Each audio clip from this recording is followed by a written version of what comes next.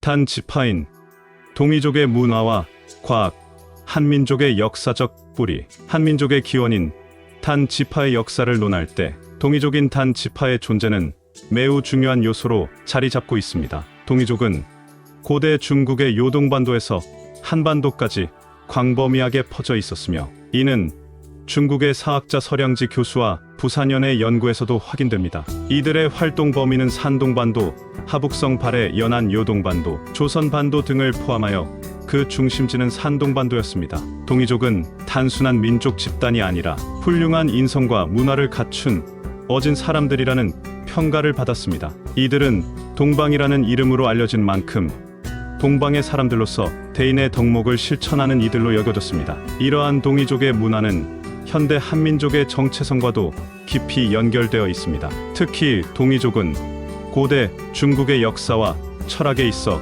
중요한 역할을 했던 복희와 연관이 깊습니다. 복희는 동이족의 대표적인 인물로 주역의 8궤를 창시한 인물로 알려져 있습니다. 주역의 8궤는 우주와 자연, 그리고 인간 사회의 원리를 설명하고 예측하는 데 사용되었으며 이는 현대 과학에서도 주목받고 있습니다. 이진법의 개념이 동이족의 주역 8궤에서 유래되었다는 주장도 제기되었습니다. 프랑스와 비에트와 라이프니츠와 같은 서양 학자들은 주역 8궤가 이진법의 원리를 나타낸다고 해석하며 고대 동양의 수학이 서양의 수학 발전에 영향을 미쳤을 가능성을 제기하였습니다. 이렇듯 동이족의 역사와 문화는 단순히 과거의 유산에 그치지 않고 현대 과학과 철학에까지 영향을 미치고 있습니다. 본 논문에서는 동이족의 역사적 배경과 그들의 문화적 철학적 유산이 한민족의 기원과 정체성에 어떻게 기여했는지를 탐구하고 복희 8궤와 이진법의 관계를 중심으로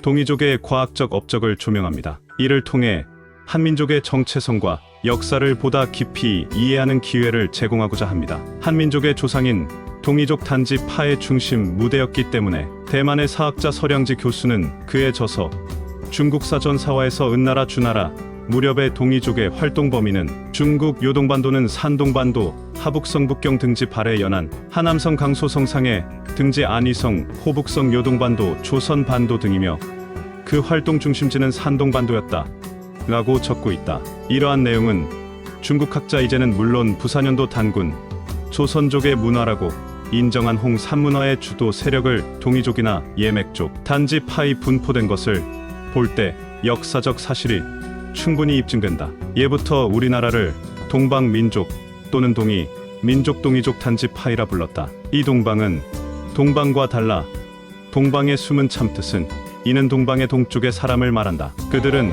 훌륭한 사람이고 어진 사람들이라는 뜻이 된다. 따라서 이는 오랑캐가 아니고 훌륭한 사람, 어진 사람들이 사는 동방 땅이라는 뜻이 있다. 또한 궁활에서 유래하였다. 만물은 대개 그 땅에 순응하고 있는 것으로서 잠옷, 그 땅의 이치에 따르는 품성을 지니고 있는데 오직 동이만이 대를 따르는 대인들이다. 동이인의 풍속은 어질고 어질면 장수함으로 동이에는 군자가 죽지 않는 나라가 있다. 생각컨대 하늘은 크고 존귀하며 땅도 크고 존귀하며 사람 역시 크고 존귀한 것이다. 크고 존귀함을 나타내는 대자는 사람의 형상을 본뜬 것인데 이자의 옛 글자는 대자에서 유래된 것이다. 이렇듯이 군자는 동이인들과 같은 사람들을 말하는 것이고 동이인들처럼 행동하면 복이 내린다. 중국 정사 조선열 국전 서울 동문선 1996년 참고 자료를 활용하면 된다. 부산연은 중국의 사학자로 고대 동양의 역사와 문화에 대한 연구로 유명합니다. 그는 태오 복희가 우리 민족인 동이족은 단지파이라는 주장을 펼쳤는데 그 근거로 복희 8궤가 이진법의 원리를 나타낸다는 비에트의 주장을 들었습니다. 비에트는 프랑스의 수학자로 이진법의 원리를 발견한 것으로 유명합니다. 그는 복희 8궤의 8궤를 이진법의 8자리로 해석하여 복희 8궤가 이진법의 원리를 나타낸다는 주장을 펼쳤습니다. 부산연은 이러한 비에트의 주장에 동의하여 태오 복희는 한민족의 후손인 동이족 단지파이라는 주장을 펼쳤습니다. 그는 복희 8궤가 이진법의 원리를 나타낸다는 것은 복희가 동이족이라는 증거라고 주장했습니다. 왜냐하면 동이족은 고대부터 이진법을 사용했다는 기록이 있기 때문입니다. 부산연의 주장은 일부 학자들로부터 지지받았지만 다른 학자들로부터는 반박을 받기도 했습니다. 반박하는 학자들은 복희8궤가 이진법의 원리를 나타낸다는 비에트의 주장이 근거가 없다고 주장했습니다. 또한 동이족이 고대부터 이진법을 사용했다는 기록이 빈약하다고 주장했습니다. 결론적으로 부산연의 주장은 아직까지도 논란의 여지가 있습니다. 그러나 복희8궤와 이진법의 관계에 대한 연구는 계속되고 있으며, 이러한 연구를 통해 태오 복희는 한민족의 정체성에 대한 새로운 이해가 이루어질 수 있을 것으로 기대됩니다. 다음은 부산연의 주장에 대한 반박의 내용입니다. 복희8궤가 이진법의 원리를 나타낸다는 비에트의 주장은 근거가 없다. 비에트는 복희8궤의 8궤를 이진법의 8자리로 해석하여 복희8궤가 이진법의 원리를 나타낸다는 주장을 펼쳤습니다. 그러나 이러한 해석은 다소 억지스러운 측면이 있습니다. 왜냐하면 복희8궤는 이진법의 원리를 나타내기 위해 고안된 것이 아니라 자연의 원리를 나타내기 위해 고안된 것이기 때문입니다. 우리 민족인 동이족이 고대부터 이진법을 사용했다는 기록이 빈약하다. 동이족이 고대부터 이진법을 사용했다는 기록은 몇 가지 있지만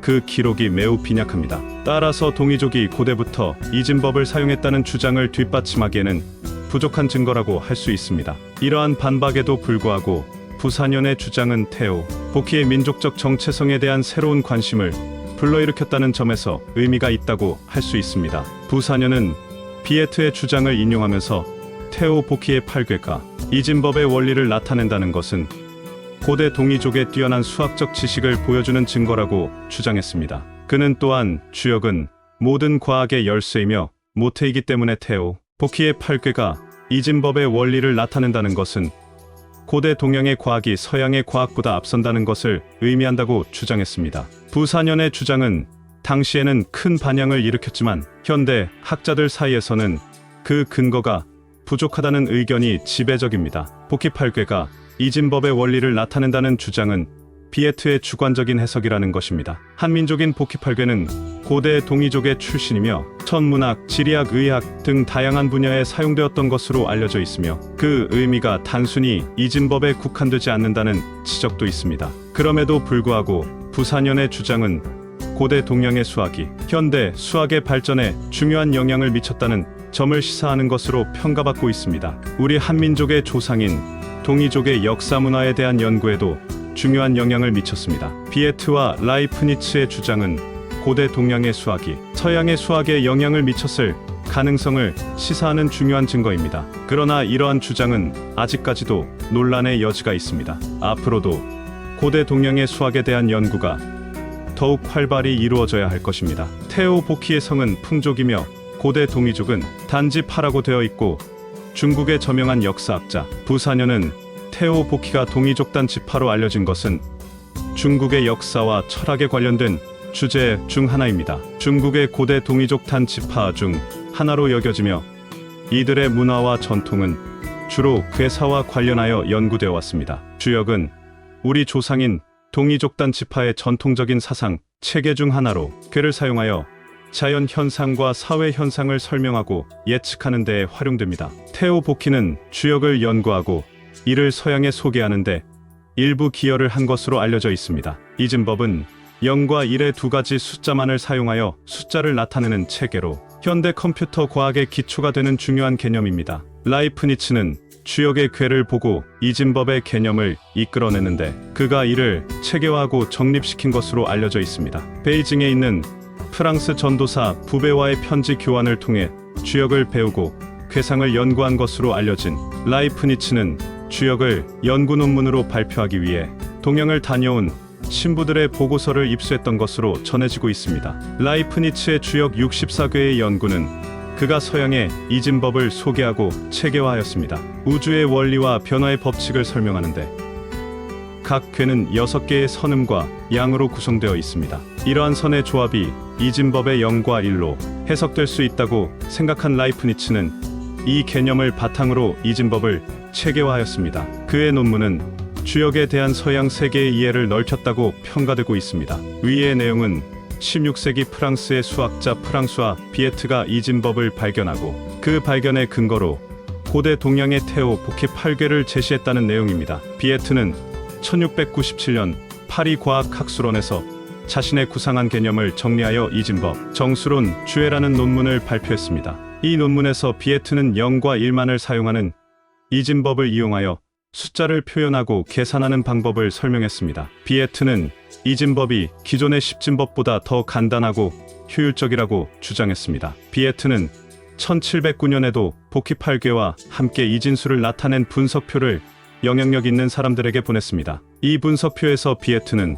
복희 8궤의 배열이 이진법의 원리를 나타낸다고 주장했습니다. 비에트는 복희 8궤의 8궤를 0과 1로 표현하여 8개의 궤가 각각 이진수의 이진수 단위를 나타낸다고 설명했습니다. 비에트의 주장은 당시에는 큰 반향을 일으켰지만 현대 학자들 사이에서는 그 근거가 부족하다는 의견이 지배적입니다. 복희 8궤가 이진법의 원리를 나타낸다는 주장은 비에트의 주관적인 해석이라는 것입니다. 또한 복희 8궤는 우리 한민족의 출신이며 고대 동이 탄지파는 천문학, 지리학, 의학 등 다양한 분야에 사용되었던 것으로 알려져 있으며 그 의미가 단순히 이진법에 국한되지 않는다는 지적도 있습니다. 그럼에도 불구하고 비에트의 주장은 고대 동양의 수학이 현대 수학의 발전에 중요한 영향을 미쳤다는 점을 시사하는 것으로 평가받고 있습니다. 내용을 간략히 요약하자면 복희의 8궤는 8가지 궤성을 3개의 효로 나타내며 라이프니츠는 이를 이진법으로 해석했습니다. 이를 1과 0으로 표현하여 이진수로 나타내면 8궤는 이와 같은 형태를 가지게 됩니다. 라이프니츠는 이 이진수 표현이 부호 논리학의 기초가 되었으며 이를 주역의 원리에서 영감을 받았다고 주장했습니다. 이는 그의 논문과 연구가 나중에 부호 논리학과 이진법의 발전에 큰 영향을 미치게 되었다는 것을 시사합니다. 이후 부호 논리학의 대가가 되면 선하의 불가사의한 이진법의 새로운 발견은 고대 동양의 복희가 발견한 철학서이며 문학서인 주역의 원리에서 나온 것이다. 요약하자면 복희 8궤와 이진법의 연결은 비에트와 라이프니츠의 해석에 의해 형성된 것으로 보이지만 8궤는 단순히 수학적인 체계로만 해석될 수 없다는 의견도 존재합니다. 8궤는 고대 한민족의 동이족 문명에서 다양한 분야에 사용되었으며 이진법에만 국한되지 않는 의미를 지닌다고 합니다. 그럼에도 불구하고 라이프니츠는 8궤에서 영감을 받아 이진법과 부호 논리학을 발전시키는 데 기여했으며 이는 동양 철학이 서양 과학 발전에 영향을 미친 사례로 평가됩니다. 감사합니다.